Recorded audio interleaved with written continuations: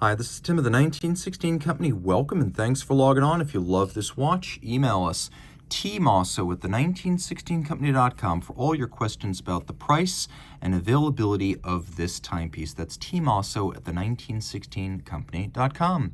Today we discuss something very rare, one of the earliest versions of the FP Journe Octa Automatique Réserve de Marche. This is a watch that features a combination of a rose gold dial, a rose gold 38mm case, and the super early straight Côte de Genève Octa caliber 1300.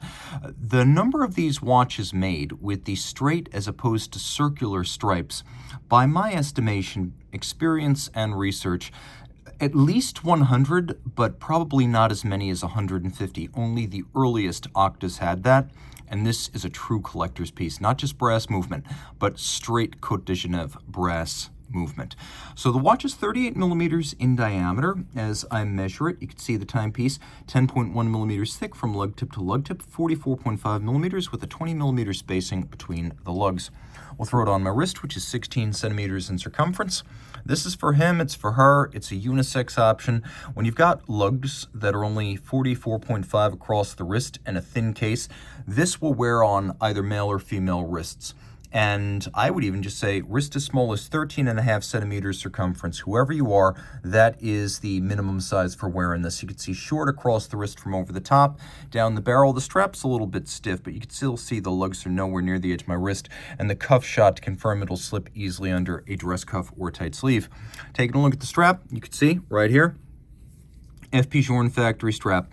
Small round scale alligator on the bottom, large rectangular symmetrical scales on the top, a very expensive cut of the beast. Gator on both sides is more expensive, but it lasts longer. That's why it's used. So folded edge, monotone stitch, and then curved spring bars so the lugs can be drilled fairly close to the case with no impediment to the range of motion. We also have pull tab spring bars so you can pop the strap off the case without tools. A buckle in rose gold featuring the Journe nomenclature, integrated lugs, the mid-case formed by the overlap of the flange, the case back, and the bezel, all polished. We have Journe's now quite famous unsigned double dimple knurled crown.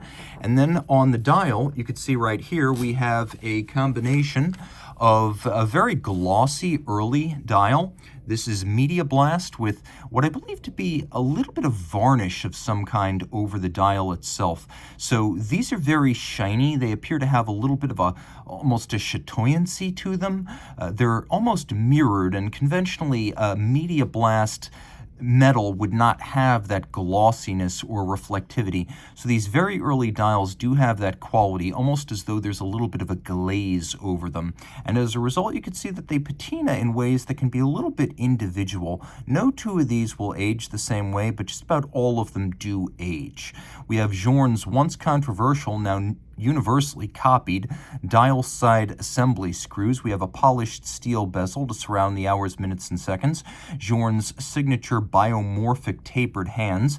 And some Journe watches that are described by Journe as chronometers feature power reserve indicators that go from a high number to 0, and they work backwards. This is one of the conventional power reserve indicators from Journe, with 120 hours indicated, though in fact the Octa always ran for more. 120 hours is the chronometric power reserve, but in fact the watch will run for almost 7 days, about 160 hours before it actually stops. But for best timekeeping, Journe recommends you keep it on this scale. We've got a double-digit date with flush discs. It was impressive then, it remains impressive now to make the discs flush. There is a quick set for rapidly cycling it, and then you can see various patterns have been stamped onto this little subdial for the hours, minutes, and the seconds. Around back, again, Octa caliber 1300, not just the earliest version of the movement with a brass caliber and bidirectional winding, but the straight Côte de Genève. That went away somewhere, I believe, between the 100th example made and the 150th, and this one is under 100 in terms of the serial number. You can see the 01 stamped on the case. Through about 2005, Journe cases had the case year of manufacture etched into them, and so that's what that means. That is the case year of manufacture, but it usually corresponds fairly closely to the watch age of manufacture. Taking a look at all this water resistant down to 30 meters. This one probably went back to the factory at some point because it features the company's later unique screws, the Holt style screw.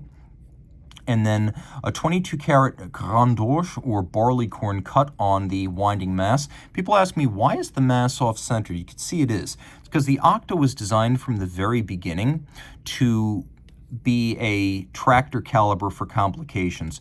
So something about the way the dial side mating surface and interface for the complications was built into the movement, required an offset of the case back rotors. That's what wound up happening there. Now you can see the brass caliber, that went away after mid-2004. People ask, why doesn't it look like brass? Because it's rhodium plated, and what you're seeing is the silver rhodium. But that brass caliber was made from 2001 with the first Octa Automatique through 2004 when it was discontinued for gold calibers. Gold is worth more as a commodity, but less as a collector's item. 5-position adjustment, so that is the standard for a chronometer with a high mass balance beaten away at 3 Hertz. It's free sprung for shock resistance and precise setting. One long, nearly meter-long mainspring to help improve the timing stability of a single-barrel long power reserve caliber. That was very important to Journe. And a lot of people ask, why is it called the Octa? And the reason is that if you look at a Mobius strip, if you turn it right side up, it looks like an 8, hence Octa. The idea being that an automatic winding watch would perpetually replenish itself, infinitely replenish its power reserve, hence the 8 being like a Mobius strip or symbol for infinity. The movement became the Octa. Now you can also see this is a French-made Eleanor case. That's the maker's mark of Eleanor, which was the Paris metropolitan area case constructor for Journe from his first pocket watch through about mid-2008 when he bought the company and moved it to Geneva and insourced it as his own case factory. And that is why you have this French double eagle hallmark on a Swiss watch. So you have the French hallmark, but then you also have the Swiss hallmark because that was the location of final assay and assembly. So now you know why this watch is special, and boy is it ever. You will not find another like this. It's also aesthetically quite pleasing with the combination of double pink and a little bit of aging dial glaze. Reach out to Team Mosso at the 1916company.com for purchase and pricing details.